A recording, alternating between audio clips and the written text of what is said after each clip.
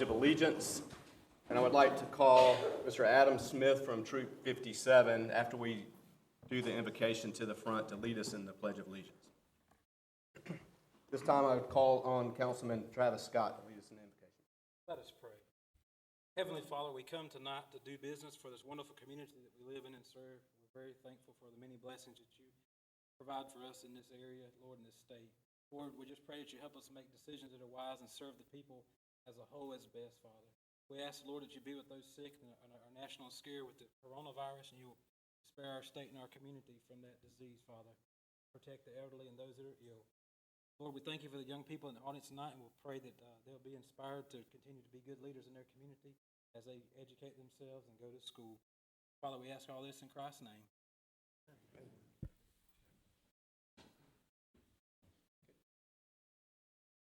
Adam, if you will please, when you're ready, start us off in the Pledge of Allegiance. Allegiance to the flag of the United States of America, and to the republic for which it stands, one nation, under God, indivisible, with liberty and justice for all. Adam, if you will, come here one second. And Adam's working on his communication merit badge. Here, come right here. There's a town pin. Whatever you want to. Thank you very much. Thank you, sir. Okay, gentlemen, you have the agenda in front of you. There are a couple of known changes. Those are at your seats. Number one being consideration and request for approval to allow Centenary United Methodist Church to close Market Street from Front Street to 2nd Street for an Easter reenactment. Approval is also needed to amend ordinance number 504, which is contained in item number 4 of the consent agenda. Item number 2 is consideration and request for approval to adopt resolution number 656, adopting several policies required for the CDBG Housing Revitalization Grant. Approval is also needed to adopt the budget ordinance associated with this project. Those are the two known changes. Are there any other changes at this time to the agenda? Mr. Mayor, I would like to add a business item number 5 to further discuss the renaming of Ava Gardner Avenue.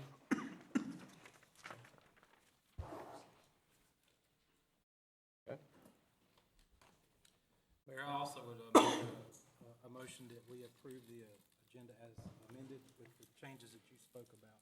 What items will those two fall under? Oh, yes. Sorry, and I failed to mention one more. Councilman Scott, if you can, please amend your agenda. Mr. Manager reminded me that we needed to add section 4 to the closed session agenda.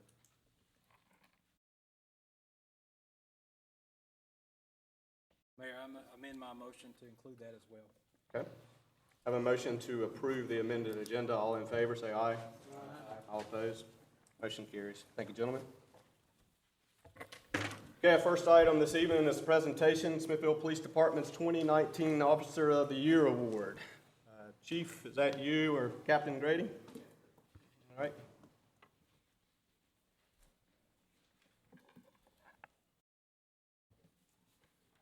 Good afternoon. Tonight we want to recognize Master Patrol Officer Sean Cook for the 2019 Officer of the Year Award.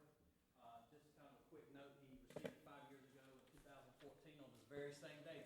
Hey, awesome. So the way nominations work, we pass out nominations to everybody in the department, even our civilian personnel. They then vote for who they think should be the Officer of the Year based on the criteria.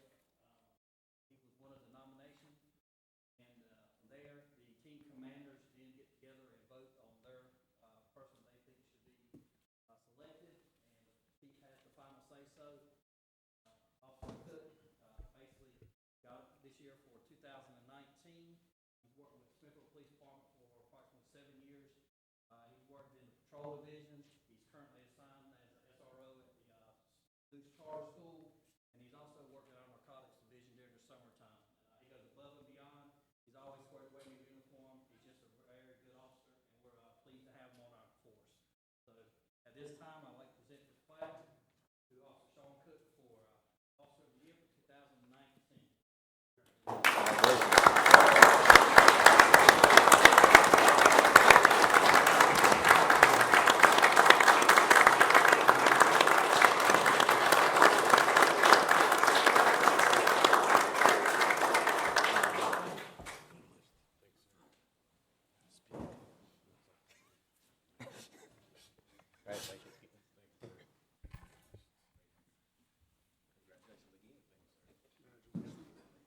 Congratulations.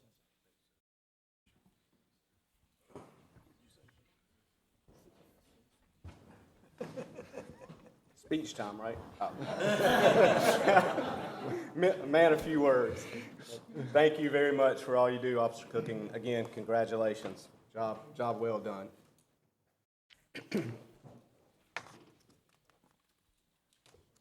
And then we'll move on to our public hearings. We have one for this evening. It's RZ-2002 True Line Surveying. This is not a quasi-judicial hearing, so therefore there is no need for anyone to be sworn in at this time.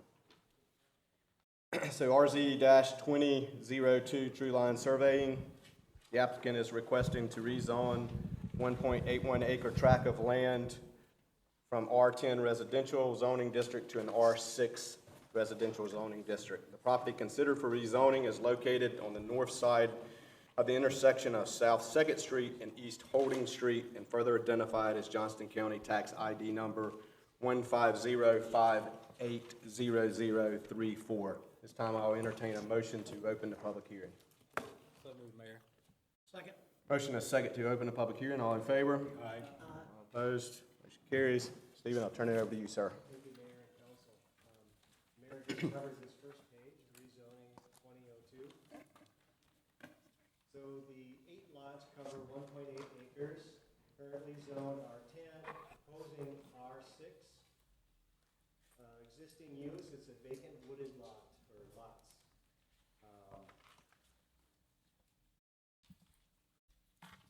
The GIS map for Johnston County shows it as a single property, but the town attorneys researched it and determined that the deeds do show 8 existing lots of record. So these 8 lots are considered legal non-conforming buildable lots in the R10 zoning district. So currently they would have to follow the R10 setbacks, but the lots are narrower and square footage is less than what is required of a current R10 lot. So R10 pretty much surrounds the backside of this property towards the river. Across the street is O&I, that's Civitan Field. In the comprehensive plan, the newly adopted comprehensive plan, this property is guided for medium density residential. And the R10, R8, and R6 zoning districts are all considered medium densities by today's standards. The max single family density in the R10 district is 4.356 units per acre. The max single family density in the R6 district is 7.26 units per acre. On the right here, it just shows from the code, requirements for an R6 lot. The big difference here is an R6 lot is a 6,000 square foot lot versus an R10 is a 10,000 square foot lot. And then the frontage requirements in R10 is 75, in R6 it is 60. These lots are nearly 60 feet wide, so they mostly conform to the R6 district requirements already. Roughly 59 feet each, which we don't know why it doesn't quite meet 60, but probably good enough for the old days when they surveyed it. It's about 60.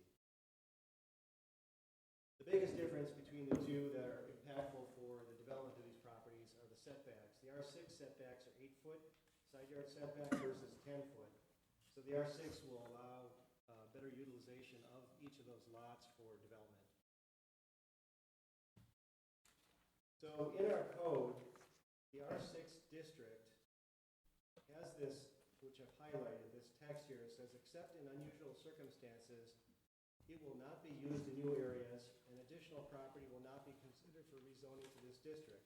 This has essentially been a district which has been discontinued in our code, but staff does believe this is an unusual circumstance given that the lot dimensions and sizes are more consistent with the R6 district, and that these lots are currently in existence and were never developed. And we also think this rezoning will allow a better transition from the OI district to to the residential district behind. So staff has prepared a consistency statement, responses to the three requirements for a consistency statement, which the council can reference if you want to look at that. The planning board looked at this and unanimously was in favor of the rezoning. And with that, staff and the planning board are recommending the town council approve RZ 22 with a consistency statement, finding the rezoning consistent and applicable with adopted plans, policies, and ordinances. With that, any questions? Any questions for Steve? I do have one question, Mayor. Mr. Winsman, you spoke of a better transition from residential to the industrial. Can you kind of elaborate on what you meant by that, or what did you mean? In terms of the R6 district will serve as a buffer from R10. Okay. I mean, you're just going to be transitioning from industrial to a little smaller lots, more intensely developed lots, to less intensely developed lots as you go towards the river. Okay, I understand now. Thank you. Any other questions for Steve at this time? Anyone in the audience wishing to speak? You will please state your name and your address for the record, please, sir. Right here. Good evening, Board. Kurt Lane, True Line Surveying, 205 West Main Street in Clayton. Here to speak on behalf of this. We were here for the planning board meeting. We accept all the conditions of approval as set forth by the planning board meeting and their approval. And here to answer any questions you may have about this rezoning case. Any further questions at this time? I do have one question. It's not related to rezoning. How long before you guys plan to break ground, you think? If you can answer that, you may not. As fast as the town and the market will bear. Understood. Thank you. Yep. Any other questions? He said as soon as possible, basically. We got to get plans drawn, architecture will have to go through the town's approval process, get permits. So again, just for clarification, this is just for the rezoning Yes, sir. tonight? We're not talking about any development or anything going on Correct. tonight? This is strictly for a rezoning, for a potential Yes, sir. development in that area? Yep. But then we got to get through Stephen's office and all that stuff first before you get back and break ground. So A couple of hoops. a couple of years, and we might see something happening. Sorry, Stephen, I had to. All right, any other questions at this time? Thank you, sir. Yes, sir. You will please state your name and address for the record, please. My name is Frank Deans in 1211 South First Street, and I know the comment was made that that was in a buffer for industrial, but currently it's a park. It's a dog park. The area across the road from where you're talking about is a dog park and a baseball field. And so and behind there it's all wooded now, and that kind of acts as a buffer for all the loud noises. It's not really, we got a 301 highway and everything there. So it's not truly industrial, it's a park, and that's a good wooded area that, as people on First Street, we like to have the wooded area. Okay. Understand. Okay. Thank you, sir. Anyone else wishing to speak? Okay. All right, seeing none, I'll entertain a motion to close the public hearing. So moved. Second. Motion and a second to close the public hearing. All in favor? Aye. All opposed? Okay, gentlemen, you have a couple of options here. You can either approve, or obviously you can deny or table. If you do approve the motion or the item on the agenda, we'll need a motion to approve it with a consistency statement declaring how the request is consistent based on the staff's recommendation. That recommendation is found at the bottom of page 6 of your agenda. You could include that as part of any motion to approve.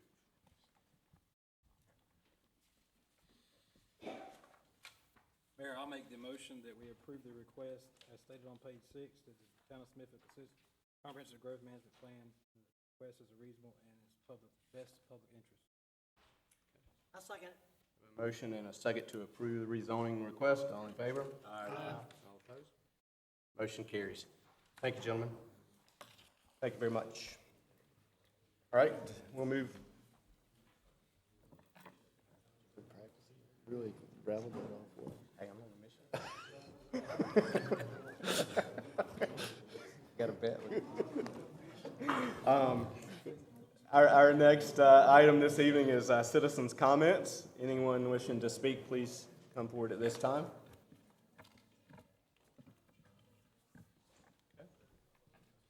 Not seeing anyone. We will move on then to the consent agenda. Do I have a motion to approve the consent agenda? So moved. Motion, do I have a second? And a second from Councilman Stevens. All in favor say aye. Aye.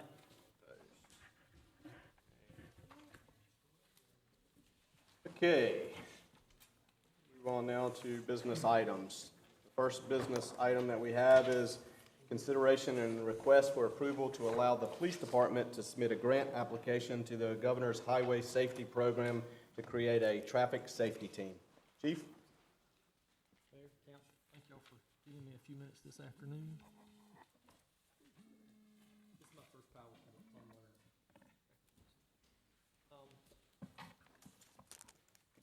With the overview, the department is requesting to be allowed to submit to the Governor's Highway Safety Program to create a traffic safety team within the department. The grant will not be awarded until October of 2020, which will not be until the next budget cycle, and it will be a 3-year grant. The grant itself will cover all the personal expenses, equipment expenses for the 2 officers, which includes vehicles, equipment, radios, cameras, everything that we would need to outfit patrol cars for the patrol officers. The equipment purchase is paid out in the first year. That's why come its number is a little higher. The first year grant total is $242,492. The penance portion would be $36,374. And the second year it's 70/30, which the second and third year will just be salaries. So prices will be a little bit more.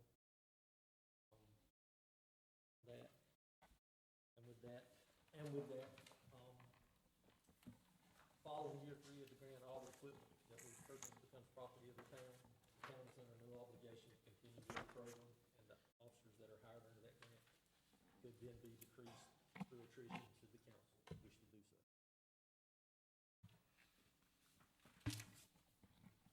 In summary, we're just asking for approval to apply for this grant. Any questions? Any questions? I have one question. My question is, how many police officers are we short right now? 6. 6.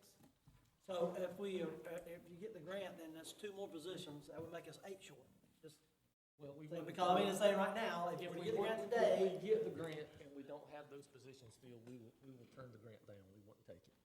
so the contingency in getting the grant is that we already have the 6 officers that we have to need to fill up our numbers. That's my intention, yes. Okay, that's important enough. Thank you. Any other questions? Not, what's the pleasure of the council? Make a motion, we approve the request. Second it. Motion and second to approve the chief's request. All in favor? Opposed? Motion carries. Thank you, sir.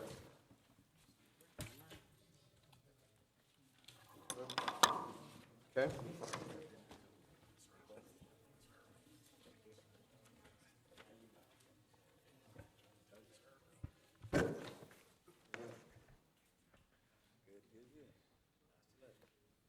Okay, now we'll move on to the second business item, which is consideration and request for approval to accept Spring Branch Stormwater Grant. Stephen? Thank you, Mr. Mayor and Council. So the town has been offered a grant in the amount of $100,000 for a Spring Branch Community Restoration Project, a project that we applied for funding for. The project has an estimated project cost of $200,500. If the grant is accepted by the town council, the town will need to find the funding source for the remaining 100,500 of shortfall. The grant funder wants confirmation that the town intends to accept the $100,000 grant. Shortly, an MOU will be sent to the town, which the council will be able to review and approve, but they're looking for basically our intentions at this point, and also how we're going to fund the remaining amount of the project if we do accept that grant. So this is just a summary of what the project cost is and what the shortage is. This is a site location map. So the larger circle below is the location of this project grant, and it's to be located on the former FEMA buyout lots along the Spring Branch. It's also the site of the community garden. And so the community garden and this project will coexist. And the vision is that this will become more of a park, kind of a neighborhood center with a walking trail and at the same time a small stormwater wetland feature that will lessen the flooding and also restore some of the creek banks that are very channelized at this point. The other two circles pertain to a second grant that Bill Dreitzler had applied for with Golden Leaf. And that would be for the replacement of the two culverts under those bridge crossings. Just to point out, the comprehensive plan did envision a trail from the Bob Wallace Kitty Park all the way over to Smith Collins Park, following the Spring Branch. And this project will, in a sense, create a small portion of that. This is the site, the FEMA lots. You can see the far end of this picture is where the community garden is. It's recently been expanded across this side of the bank. And again, that will coexist. That was written up in the grant as coexisting with it. This is a sketch of what is sort of envisioned with the street on the right, the Spring Branch on the left, a walking trail through that FEMA area with, in the foreground here, where it says proposed greenway, that sits over what would be the small wetland that would be created. Again, this is really meant to be kind of a neighborhood focal point, even providing an educational component with some participation by the Visitors Bureau and JCC's environmental program. This is just a summary of all the goals of the project. I'm not going to go through them all, but they're all here. It's quite a lot of benefits that we're creating, which is why I think we receive funding. So the funding shortfall, we had been thinking about this and talking to the consultants that worked on this grant application with us. They've inquired about getting wetland bank credits to help pay for this. So that is one option that we haven't fully explored yet. And talking to Manager Scott, there's also contingency funds that he believes will be available and not used this year that could be used to fund the shortfall. So we're still trying to explore the wetland mitigation and hope to have an answer very soon. So those are the two sources of the funding shortfall that we're considering. This project then would be extending our ability, would be receiving, roughly half the project cost and furthering our stormwater and creating amenity for that neighborhood. So if you have any questions. Questions for Steve? When you do the stormwater, what are you going to do? In other words, down further at the Kitty Park, there's sort of a ponding. This would be just one more feature along that way to mitigate flooding. Would it increase the size of the? Well, I think you'd be lessening the slopes of the existing Spring Branch, which is channelized into basically a ditch, which will therefore also allow for more expansion of floodwaters. And then this would also create another area when the water gets high, it will flow in there rather than flow into people's yards and businesses. You know, it's not gonna take care of all of it, but the consultant does believe it'll have an impact. Any other questions? So this won't address the culverts at Second, Fourth, but the Gold Leaf will. Right, if we get the Golden Leaf project, we'll address the culverts. You know, each action is gonna have positive benefits. Independently, they're gonna have impacts, together, they're gonna have more impacts.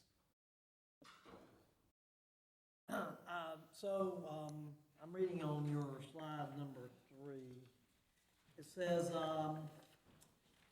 let's see, look at the second sentence, says staff has requested full funding of the project, $200,500, but has been offered a grant of $100,000, resulting in $100,500.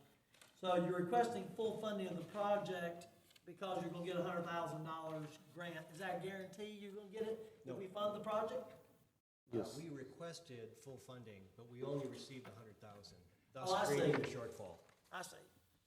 Okay, now, the next question I have is, do we not have a recently developed stormwater committee or something? Don't we have that Stephen's on?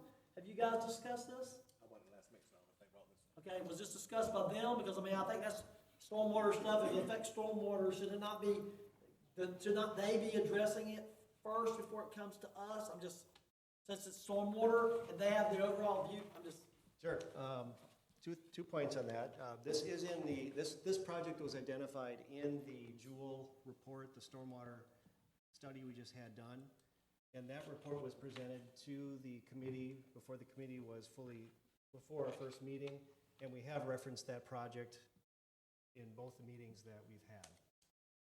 So the question is, has that committee endorsed this, correct? Because, I mean, I'm thinking that their responsibility is to do these type of things, to make the recommendation that we spend our money. It's a lot of money that we're gonna have to spend over the time to fix our problems. We recognize we got problems, that's why we're doing this. So the question is this the best use of our $100,500? Because if we get the grant of $100,000, we still gotta come up with $100,000. That's a lot, that's $1/10,000,000. I'm just saying. So the question is that something that the committee, I just would feel more comfortable if the committee reviewed it and made the decision, this is where they want to spend their allotted money, whatever that might be. That's just my opinion, since we have a committee in place to do it. Mr. Mayor and Council, the committee was newly formed. We're just kind of getting up to speed with their roles and responsibilities and having them understand the whole stormwater program. It didn't seem like the time to get a recommendation from that committee when they really are just trying to figure out what they're doing on that committee. But they were made aware of it, and obviously nobody objected. And it's in our stormwater plan. And essentially what we do, we had an opportunity to pursue a grant because the grant became available. It was in our stormwater plan, so we pursued it, and the council was informed at that time. This is what we got awarded, and it's really a question, it's not fully funding, it is extending the town's dollars, but it's also gonna cost us dollars. So it's a judgment call what the town wants to do, but staff believes this is gonna create amenity in the community. It's gonna have more value beyond just the stormwater component. We think it's gonna help impact property values in the area. It's gonna help impact potentially some redevelopment in that area, because it's close, walkable area to downtown. There's some lots for sale, blocks for sale nearby. And those developers or landowners were very interested in this project. So staff, really does believe this is a good project for the town. Of course, it is going to cost the town money, and so that's why we're here tonight is, for the council, that's your job, and we hope you support it. The question I have, so maybe sometimes there's so much documentation, sometimes I may skip over something, but the question is, you said that this project is in our stormwater plan, or is in the recommendation by the consulting firm that we hired to tell us what they wanted us to do? That's the difference. So I'm saying, is this in the stormwater plan, or is it in the consultant's plan that they provided us? There's a difference. There are recommendations in the stormwater plan for doing improvements on the Spring Branch. It's in our comp plan also that we recently adopted. And and conceived of, actually, that if there was some project along there, that these FEMA lots could be used for a similar purpose. So this is consistent with both of those, the needs identified in the storm plan.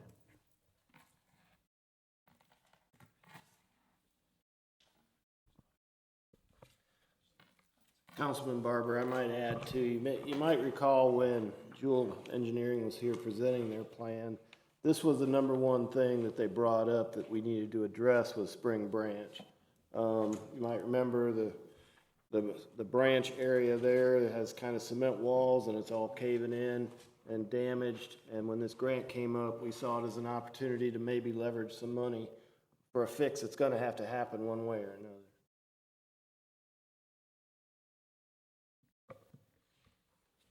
Any other questions? Stephen, I did have one.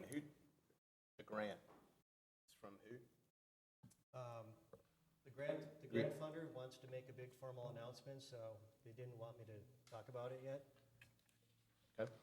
It's That's okay. environmental, it's EEG grant. Yeah. Environmental Enhancement. enhancement. Is that a state or private organization? I'm just. No, it's a government funded. It is, okay. Great. Okay, thanks. That was my only question I had here. Who's the one? So. Okay, good enough.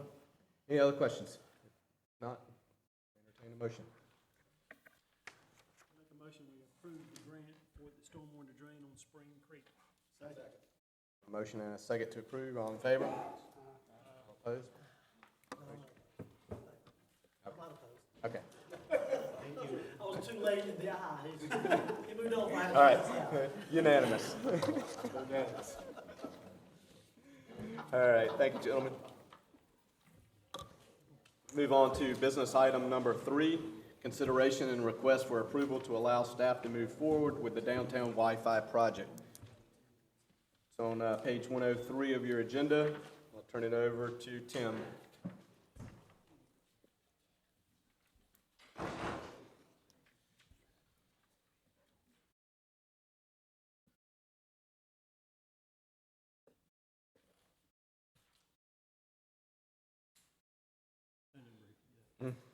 Okay, this is, speaking of the downtown Wi-Fi project, basically this is to light up, if you will, downtown Wi-Fi ranging from the river over to 5th Street and from Johnson Street to Bridge. So more of those blocks there. This would be a mesh network rather than hotspots, meaning for that entire area, you would sign in one time and not fade out and sign back in again. Hotspots are more for the restaurants, and this would be town or for the entire time you're in downtown. This would not be for local businesses to replace their secure transactions or anything with a credit card, things like that, but really for the visitors coming to downtown that would be frequenting their businesses. And each visitor that would access the Wi-Fi would sign in to adhere to the terms. Is not going to be as secure as something you would protect on your own. However, there are a lot of things that we can limit to make it safe. But again, it would not be for transactions, financial transactions, and things of the such. Also, you can see there that we have the ability to turn it on and off, if you will. There's a lot of question of, is it 24 hours? How long would people be on the service? You can turn it off at 10 o'clock or whenever you choose to, so that it would really be for when you want to bring people downtown.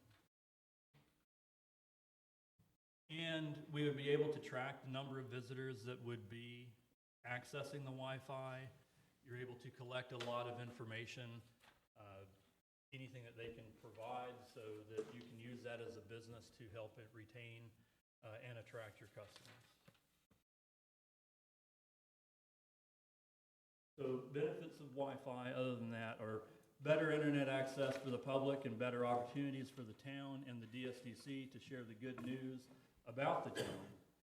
We're able to, on that opening page, when you agree, you're able to have splash pages. You can say that the ham and yam is coming up, or other events that we would be having throughout the town. Another benefit is in emergency situations, sometimes your phones are down and internet is available, the Wi-Fi is available, and that might be the only way for people to contact one another. Another is that we know my cell phone at home is $300 for my family. And that is, if you're going to have higher data plans and things such as that, well, not everybody can afford all of that additional data or the unlimited data. So this provides or helps to remove that obstacle. And public Wi-Fi will ensure a better connected society and just a more technologically advanced town. So the cost of downtown Wi-Fi for 2 years. The materials and installation, those are the mesh connectors that I mentioned before, so that it is continuous. So all of the materials and installation are just over $23,000, and maintenance and monitoring, that comes in for all of the securities and making sure that everything is operable, and keeping the safety for all of the users. But that is for a two-year plan. The other cost that comes in with that is the internet itself, and that is for download and upload speeds.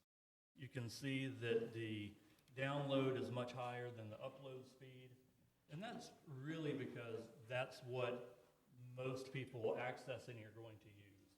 You use your phone and you're accessing the internet, so you're bringing that information to your phone. The upload is more what you might do with typical business or connecting to your business if you were uploading a presentation or high data. That's really not the purpose of a public internet. There are 3 different options there. So the lowest speed obviously is the cheapest, highest is going to be the most expensive. We are recommending the middle, but primarily because we don't know how many people are going to access it yet. It's not anything that we have a track record or history on. So we can adjust it. The more users, just like a highway, is going to slow things down. But we do have that ability with maintenance and monitoring to limit how much data each user can utilize. We can also set it so that it would turn off after an hour if we wanted to, or we could leave it ongoing, meaning that if I am sitting at a bench and watching a movie, and then I turn away from that movie, but it's still running in the background, that'd be using data. So it might require, we might want to look at it and say, after 1 hour, you have to log back in so that it's not draining the data.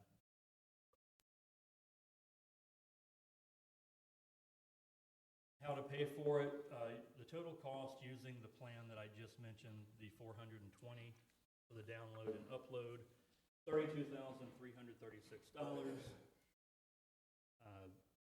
Then we have a $25,000 grant through the town and DSDC, which we already have received, and the DSDC committed almost another $7,000. And that leaves us with a shortfall of right at $376. The proposal is to utilize Economic Development Initiative funds for that shortfall. And how that came about really was at $376. We were going off of our best guesses of what everything would come to. And after working with several different companies, ones that told us that they could not provide the service after looking into it, or didn't even provide a offering after they came and looked at everything in the town. We thought that it would be a certain amount. We came pretty close to the final numbers. And expansion of Wi-Fi. So right now, this again would be those 8 to 10 blocks, if you will. But when the manager and Sarah Edwards with DSDC identified this grant, they thought it would be great here for downtown, but not only downtown, but maybe throughout the town. This would provide a pilot for us to to look at and see if it would be something that we could share to the parks and other areas throughout downtown, or throughout the entire town. We've learned a great deal. We've not hired consultants to look at this. It has been a little bit more timely to get to where we are today, but we've learned a lot through this process. So again, through this implementation, we will learn a lot more and find out how feasible it might be or what it might cost, if we like it, to share it throughout other parts of the town. In summary, it would provide initial Wi-Fi to our downtown core, benefits the citizens, businesses, and all visitors. Depending on the download upload speed chosen, it could cost anywhere from zero, meaning the dollars that we already have committed from grant and DSDC, or up to nearly $4,000 if we went with the highest speed. Staff is proposing that midline where we require just under $400. Staff will study the potential for the expansion throughout the town, and we are seeking your approval to proceed. Questions? Mayor, I do have a few questions. Mr. Kerrigan, thank you for presenting this. I know a lot of other towns are doing similar initiatives or have done so. My question would be is, with the equipment and the aging equipment over time, who's going to be responsible for the maintenance of the equipment? As of right now, this is only a 2-year plan, so that would be purchased with this grant and with these committed funds. So for it to continue, that would be a question of, does the town provide those funds, or is this something that would be requested just for this phase, be requested of DSDC? Right now, that proposal doesn't cover that. Would the PEG channel fund be allowed to be part of that in the future for planning? Because I know we're restricted to how that can be.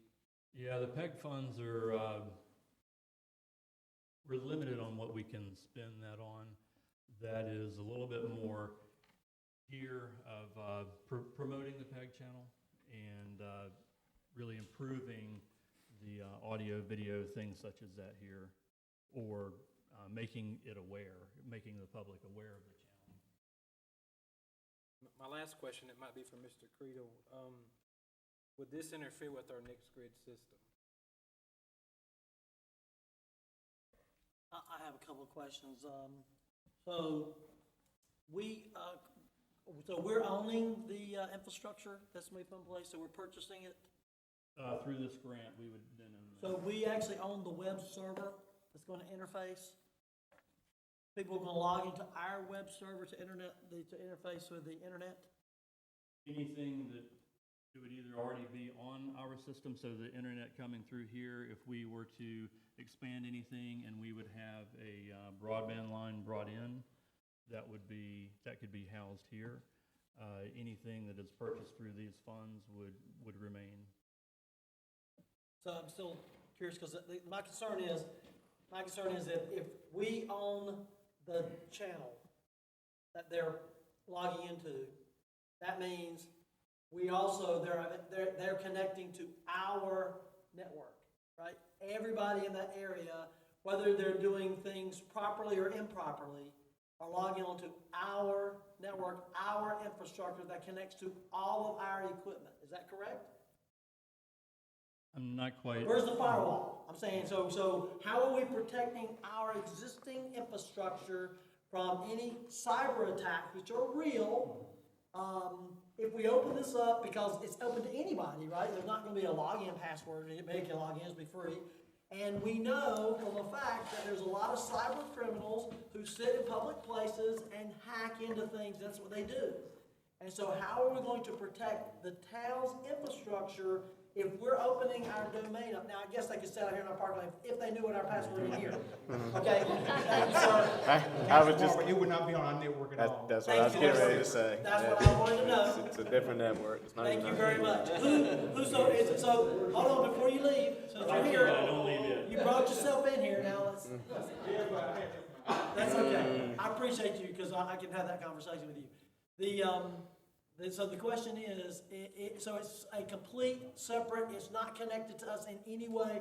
They would access our internet through whatever internet web browser out there, just like anybody else would, but not directly connected to us. Not really connected to us. So they're connected, so the web server is connected to some other, it's not in-house, right? That's not in-house completely.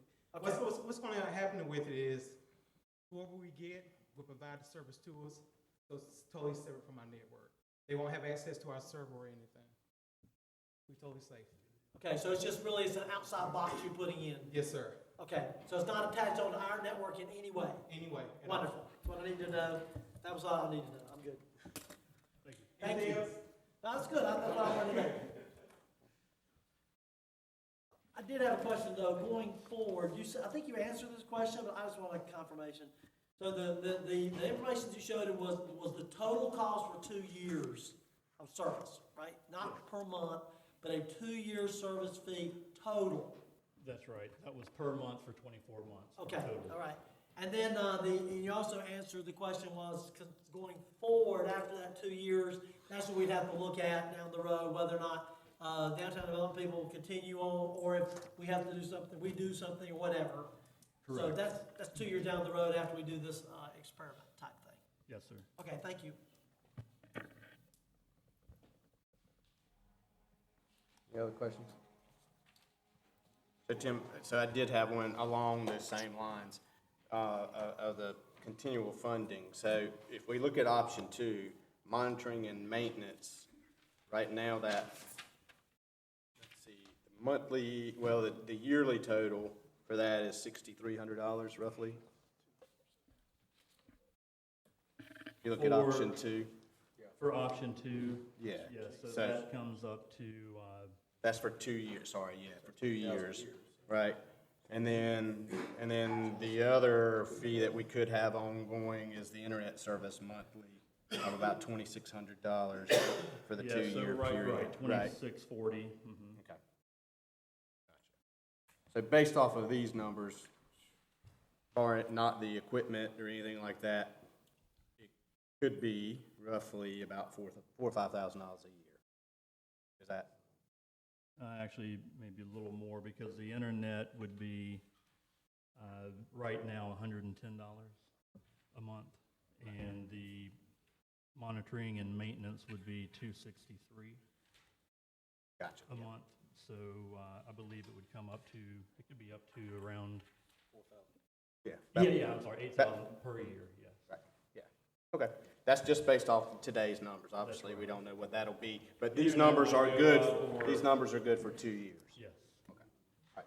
So it's $376 for 2 years. That's correct. Yes, yep. With option 2. Yeah, well, yeah, that's right. What they're recommending. Okay. Mayor, I have a couple other questions, and this is just for, who's gonna manage the system? Would our staff do that or downtown? So that is, so the protection, all of that is included with the monitoring and maintenance, and that would be the same company that is doing the install. But from our side of making any changes, they give us the access. We can have them do as much as needed, or that would be Eric who spoke a moment ago. Obviously, that is his domain. And I know most providers, so to speak, for lack of a better word, if you go over, they don't care, they just bill you more. Will we have a cap on this if we? That is the cap. So what it would do then is slow everything down. So it Pipe's only so big. throttles, so to speak. Yep. But like I said, you can determine the amount of hours. It's good to know. You know, you can start it at 6 a.m. and at 10 p.m. or. Right, whatever you so, choose to do so. yeah, so that's more of the on-off switch, and I believe Councilman Scott was asking a little bit more about if more people got on and used the service, would it, Increase your bill. correct, not increase the bill, but slow down the service? Okay, so. It covers that for 2 years. Yes, sir. Have we checked on going further than Fifth Street? Because it seems like me, some of the businesses are getting this perk, you should say, but people like Sixth Street, 7th Street, 8th Street, they're not getting the same benefit. Checked on going all the way up to Bright Lake by chance? No, this was just for the DSDC grant, and so that would be phase 1. But looking at expanding it elsewhere, We've not gotten pricing on that, but it would be something that we could look at, not only in that location, but again, any of our parks or other business areas such as the outlets, anywhere that we could, the citizens could benefit, or anybody coming into our town where we could show off the town. So if I understand correctly, like a mesh network, you just add another module and it expands it. That's So right. you've got all this business in Marketplace, you got Black's Tire, and you got Sound Station, all these people that move to, people would be, they seem like me, they would. So eventually what can happen is we start here, we could mesh it again, go point to point. It could go to a water tower of ours, and so a high point, and then come back down to different parks throughout the town or certain areas throughout the town. But again, that comes with more service, bandwidth, materials. So you actually, one of the questions raised, another issue for me. So understand we don't own the equipment, but we're gonna be maintaining the site itself? They will, so the company that's doing the monthly maintenance, they will be maintaining all of that. So no, we don't have plans on touching any. I mean, the thing is, we're going to maintain putting information on there, whatever we're gonna do. Oh, absolutely, but. Okay, but does that mean also, are we responsible for, I go back to again, my concern is cybersecurity, that's a big issue. And so the question is, who's going to ensure that we keep our network, this network, as clear as possible from cyber attacks? Because people that's using these devices are going to be now, once they log into this unprotected system, they're going to be subjected for somebody else logging into their device, and then you could have liability issues too, I'm saying, because if they can prove that you got it from you. So Well, what type of securities are we going to put in place? Maybe he needs to come back out here again. there's a fire, no, I don't think so. You understand what I'm saying? There's a firewall included with this, so, and to say that everything is going to be perfectly safe, no. Our current infrastructure within the town, there's no guarantee. But for anyone to access the service, they must agree, they understand that there is no guarantee of safety. Similar to if you go to the Hyatt, you check into your hotel, you are agreeing to the terms. Are other cities using the same network, the same system? That's my question. Yes, And they're not reporting any issues? You've verified with them, they're not reporting any issues of problems? correct. Who has Can it? you tell who? Benson or who? Benson does. That's the one that I've worked with the most. Okay, all right. I make a motion we approve the request. Motion and a second to approve. All in favor? Aye. Opposed? Motion carries. Thank you, Tim. All right. Move on to business item number 4.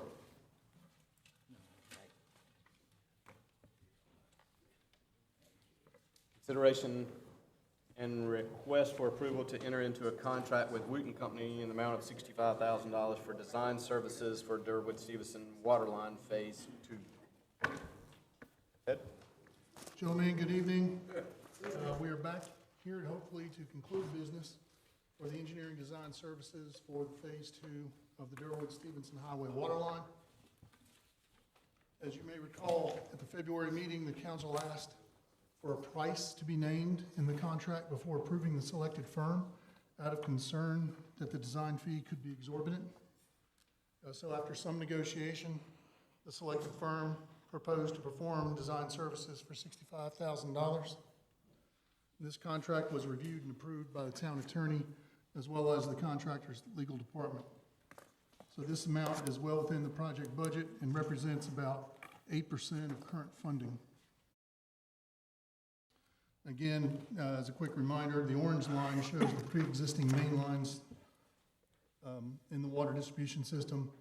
The red line shows the Phase 1 completion, which is already done, and the blue line shows the proposed Phase 2. So the project was included and approved in the town budget for this fiscal year. Total funding set aside was $800,000. Additional funds will be requested in the coming budget year for certification, testing, and project closeout. So, again, just kind of recapping, at the February meeting, council liked the idea but said didn't want to write a blank check, so please give me the actual number. The number was $65,000. It is well within the project budget and in line with design services. So staff is asking council to approve the proposed contract and authorize the town manager to execute the contract for the specified amount. So if you have any further questions. Any questions for Ted? Mr. Credo, the $800,000, that was for the total project, Yeah, that was for everything. and you guys are still within budget after the $65,000 will come out? Yeah, no, I'm not, again, I mentioned we'll be asking for more funds coming up for the coming fiscal year because it depends on the approach and the pricing we get. You know, I don't want to obviously go over budget. We'll build what we can and then we'll add on. But the design will be complete. We won't have to ever redesign it.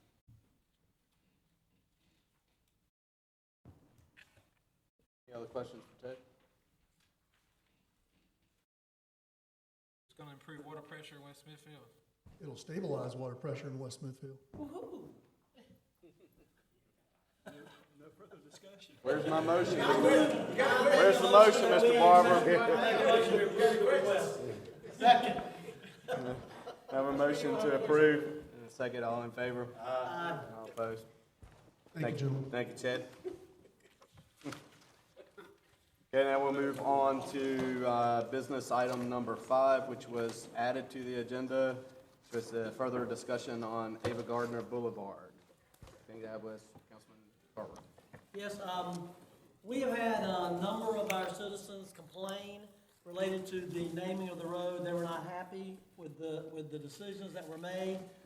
That's one thing. Second of all, we also had we've talked to a number of our public safety workers. They're concerned about the possible confusion of the roads being named multiple similar names. That was another issue. The other thing is, we recognize the importance of the Booker Dairy Road, and that is important. The dairy was located on the road that was Booker Dairy. We're not planning on, that road should maintain like it was. That road was never debated, to leave it like it is.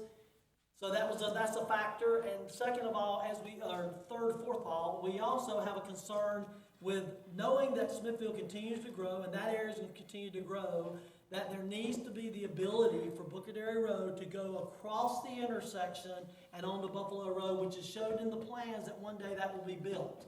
So to have the roads, that road will have to be addressed again in the future because we're going to have to name 4 different names of 4 different roads at the same intersection. So, having said that, I move that we rename the road from 301 to Buffalo Road, Durwood Stevens Parkway. Second. Motion. Ask a point of clarity. Mayor, I feel like we should have some discussion on this topic. Yeah, I got a motion and a second. Just further discussion. First of all, this has been visited by the council, and with the community's request, we've addressed this topic initially in a council session.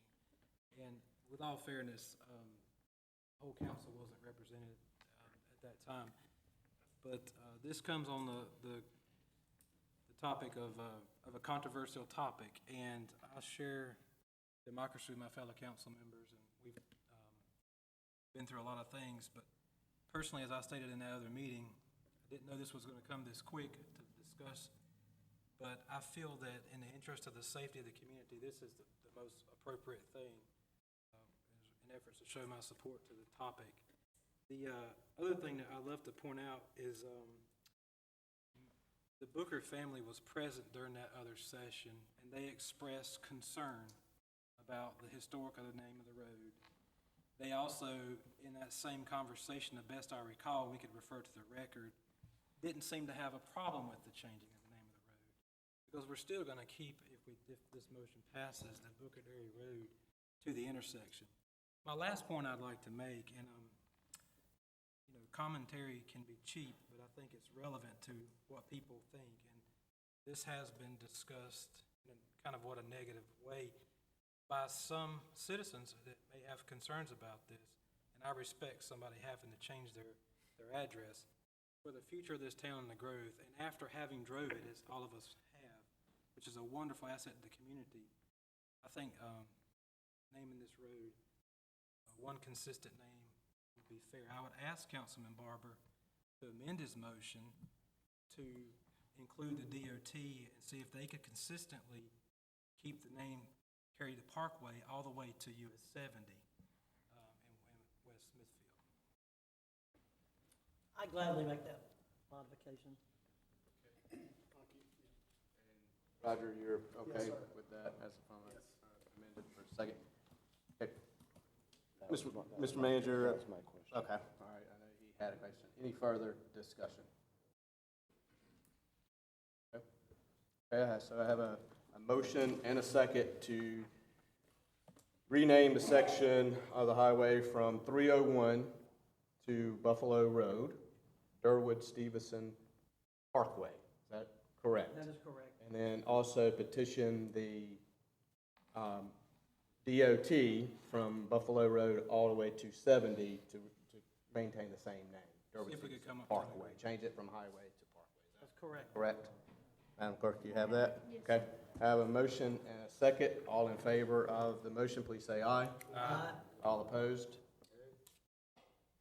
Okay, motion carries. I think we had one. Councilman Rabel. Okay. All right, thank you, gentlemen. And now we'll move on to council members' comments. Anyone wishing to speak on anything? Okay. Not seeing any. Mr. Manager, I will remind you that it's about 4 after, and I'm on a roll here. Mayor. About I did have a record. few comments. Tom. Yes, sir, no, I'm just kidding. Councilman Scott, go ahead. I just would like to take just a moment to update the council. You guys appointed myself and Commissioner Abel to be on the Employee Benefits Committee. We have been in a series of meetings with the employees for the town, and we've had some very productive conversations about topics that in fact will have a huge impact on morale and longevity with our town. The one thing I wanted to put out there, and this is something that we can discuss at budget, but they're working on a list, and I must say that it's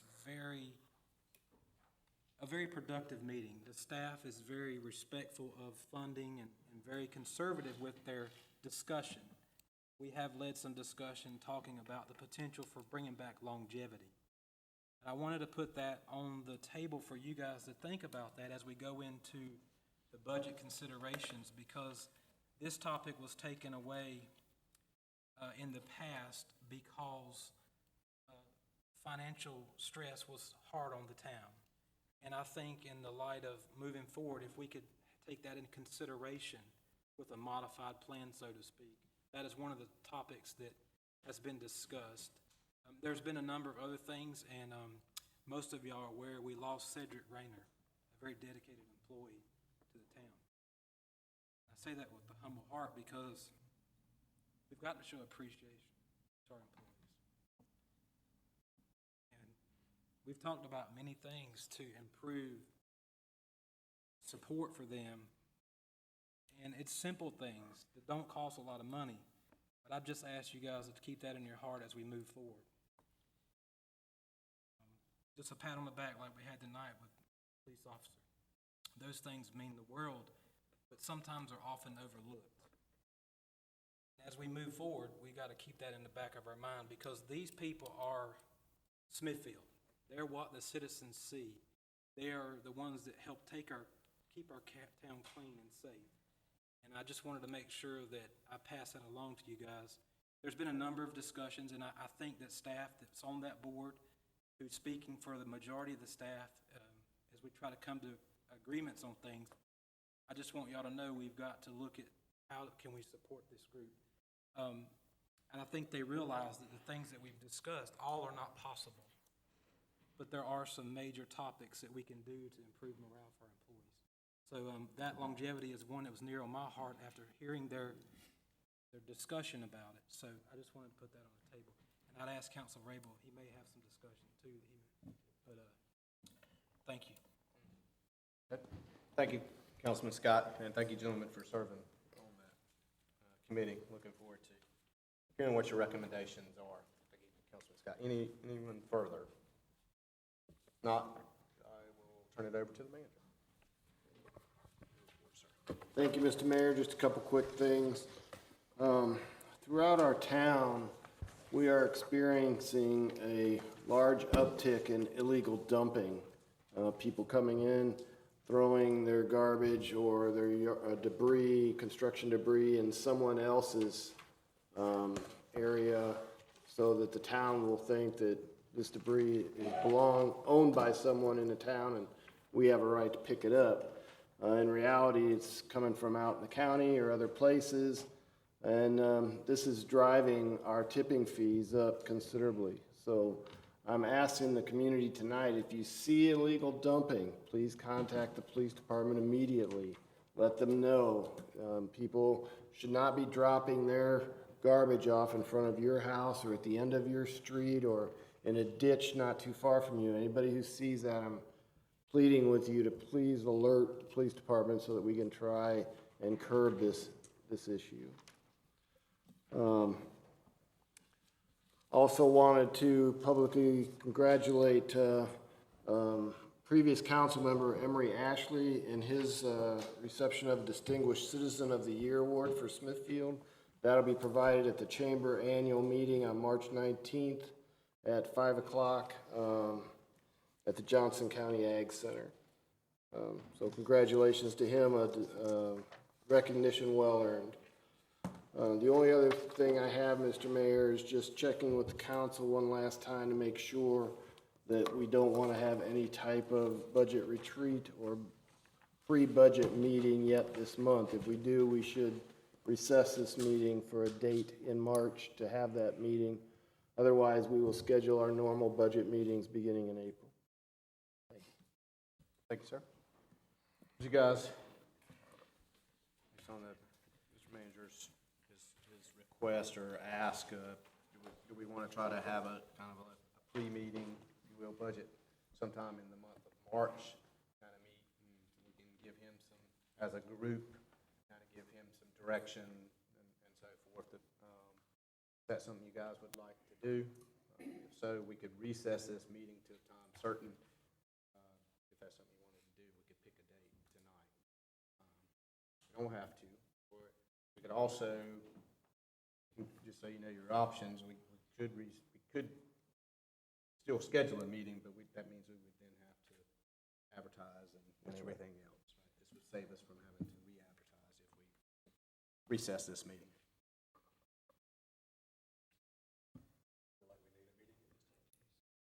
We did not decide a date yet. So the mere fact that the manager made that, I'm thinking he probably is asking us to probably give him, collectively as a group, give him some suggestions or guidance and so forth, because I'm assuming you haven't had a lot of, I mean, I'm sure you may have had some, right? I don't mean to put you on the spot. We have pretty good communication between us all, and throughout the year, you're continually mentioning things to me that we need to bring up during the budget process, but I want to make sure that your needs are being met and that I'm living up to whatever expectations you have for this process. And if you want additional input prior to receiving a draft budget that we would, obviously amend several times, now's the time. You have a date you're looking at? I'm okay Anytime with in March. an additional meeting or reconvening, but it has to be, my schedule, it would have to be before the 20th, anytime, because the 20th to the 30th, I will not be available. Mayor, before we pick a Man, date. Anytime, and if it needs to be after that, I just will not be able to attend, I apologize. Okay, no problem. I feel urged to share that during budget time, we've done it several ways, and I know prior to me serving on the council, I was, as a patron, was able to attend some of y'all's workshops. Seemed to be productive. to have discussion amongst the council, because council has things that they have passion about. Each one of us have shared things throughout the years, maybe more than others. You know, Councilman Barber wants a civic center, and I'm just picking on him. Sidewalks. Oh, that's what. Sidewalk to the city center. But my point is, I think it would be important for us to have some type of discussion, not about specifics, because the department heads have their specific needs, but maybe some other things that would be a collaborative discussion to kind of start things off. But that's just, seemed that that's pretty productive, because I know some fellow council have shared with me in the past that we get into the budget deliberation and, so to speak, close to the end, and they weren't satisfied. And I think we shared concern with the taxes last time, and that will give us an opportunity to discuss the specifics more so before we start going line by line. I feel should be very productive. Any time of the week or any day that's better for you guys? Travis, I know your work schedule. You pick a date, I'll tell you if I can be there. What's the day you're available? He said the 20th or the 30th is available. Well, again, don't, It's only the third, so we still The got chamber thing's the 19th. 2 weeks before then. We have How the about chamber this? meeting on the 19th, About Tuesday, the 17th. St. Patrick's Day. You Shannon, party? bring some shamrocks. Can all wear green. Exactly, we'll have green I'm dessert. good at this moment. That's fine. I'm good with the Are second. you good with, is that good with Good at that? this moment. Okay. Yep, it's 7-ish? 6:30? Can we squeeze it early as possible, so because sometimes they get long-winded? Some people in here. Well, we can always stop. 6:30? 6:30 on the 17th, Okay. okay? Mayor, can I ask that during that discussion, we start off with a brief SWOT analysis of the town amongst council, or strengths, weaknesses, opportunities, and threats related to budget, and that'll help us collaborate. And I would hope it would be something we could actually ask our department heads or representative to be a part of as well, with permission to speak freely, because there's a lot of things on their minds as well. But it may not be this meeting, but in future meetings. That's up to the manager. All right. We can discuss all the details or whatever, and then send out kind of recommendations for type of agenda. Good with you guys? All right? Anything else? If not, we need to go into closed session. So I will entertain a motion at this time to go into closed session pursuant to North Carolina General Statute 143-318.11A4 and A5. Second. I have a motion and a second to go into closed session. We'll go into closed session this time.